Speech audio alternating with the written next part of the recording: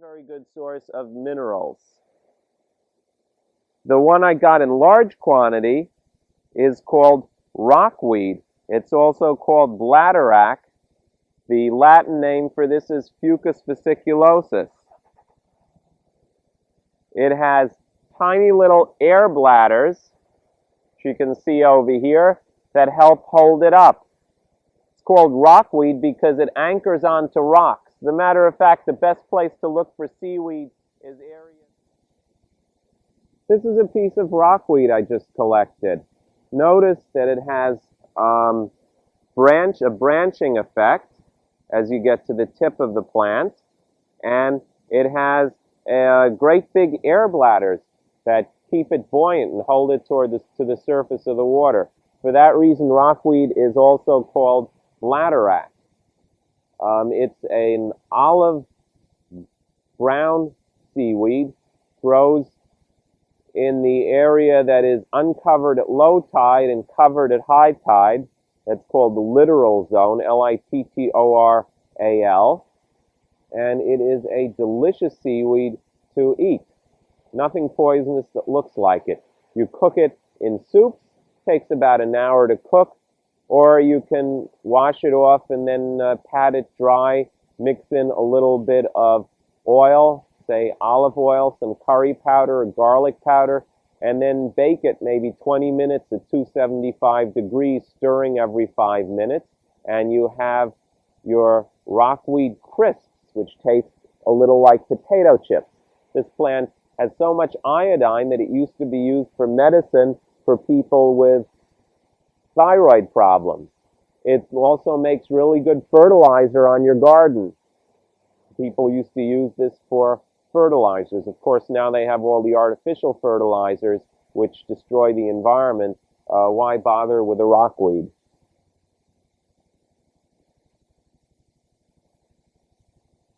Rockweed has selenium, it has iodine, it has sodium, it has every kind of trace mineral that exists in the ocean. Very nutritious and quite good tasting sea vegetable. Now, if you'd like to learn more about edible wild plants, you can certainly check out my website, get my books signed by me. Otherwise, Jeff Bezos gets to take another trip into space at my expense.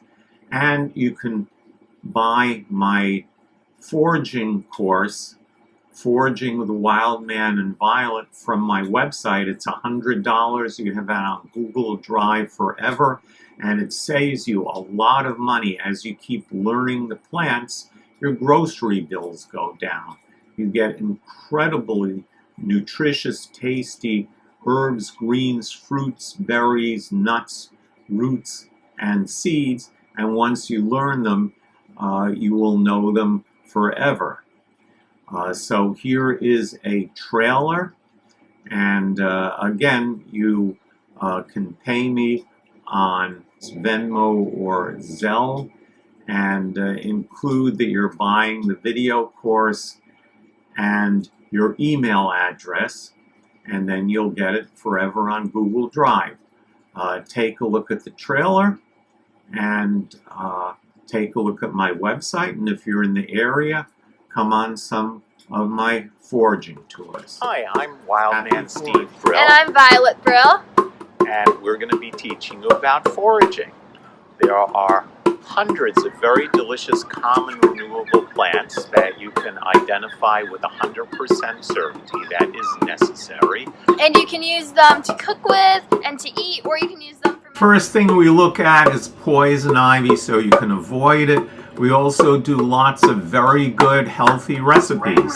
Rain mill. I also just turned on the oven and set it on 375 degrees. And here's Wisteria the parakeet, who likes to help me cook, but can't go in the kitchen because it's not safe for birds. But this is not in the kitchen. This is called lemon balm. Lemon balm's a type of mint. It has scalloped edges, has fuzzy hairs on the leaf stalks and on the stem. it has leaves that are opposite from each other, so they're directly across from each other, and then they alternate directions. This is my pen and ink drawing of wild watercress, showing what it looks like in the... Hey, this is Wild Man Steve Brill, and I'm going to be making stick pudding. Here are the sticks, probably without the airspace, about 1 cup of black birch wood. And at this time of year, it has gone to have a large stem. It's no longer in a basal rosette. The leaves come out from the stem. They're much larger and much more wavy. It's still bitter, and the only good thing you can do with the leaves now is make them into chips, like kale chips, with a sweeter spread on it. So this recipe made 3 cups of pesto, and it'll last for quite a few days in the refrigerator, and it freezes really well too. Very delicious. You've got to try it. We're going to look at the common dandelion, one of the most familiar edible wild plants. Wisteria, I'm going to tell you a story. On March 29th, 1986, I was leading a foraging tour in Central Park looking for plants. But there were already 2 plants on the tour, undercover agents, a man and a woman. They said they were married, they never kissed or held hands, so I figured they'd been married a long time. The man kept taking pictures, and I hold up the specimens. Yeah, so you could get good shots of the specimen, only I was the specimen. At the end of the tour, I showed people you could eat the dandelion. I ate 1 leaf of the dandelion, and this is 4 p.m., March 29th, 1986. The male ranger ducked behind a tree. Took out a hidden walkie-talkie. There he is on 81st Street. Go get him. Every park ranger in New York City jumped out from behind the bushes. They surrounded me in case I was going to climb up a tree. Put me in handcuffs lest I bop them on the head with the dandelion point. I was in front pages of newspapers around the country. I got calls from radio shows, even the BBC in London. The coronavirus strike is in its 5th week, and in New York City, they arrested the wild men of Central Park for eating a dandelion. Don't eat lily of the valley, even if it's growing on the side of a mountain.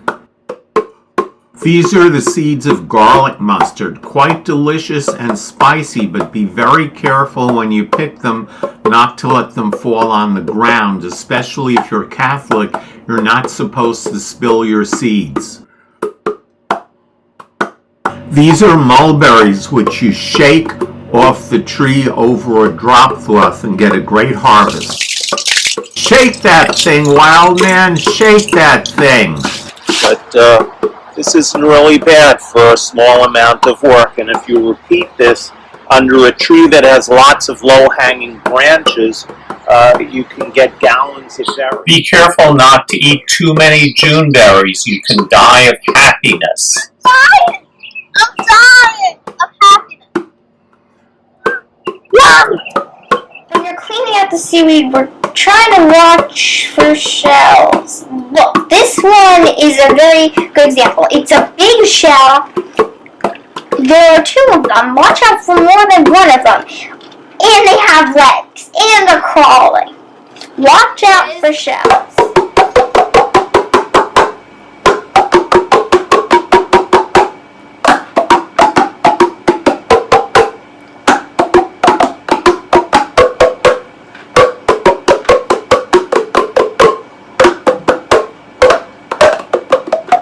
That's all.